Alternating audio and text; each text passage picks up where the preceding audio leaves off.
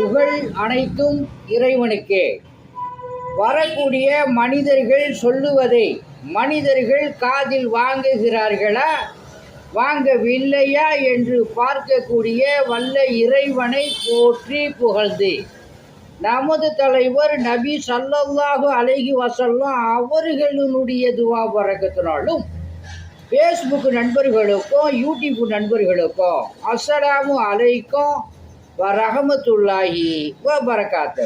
இந்த வீடியோவை சப்ஸ்கிரைப் செய்து கொள்ளுங்கள். அல்லாஹ் சுப்ஹானஹு வ தஆலா உங்களுக்கு நீண்ட ஆயுளையும் நிரந்தரமான செல்வத்தையும் கொடுப்பானார்.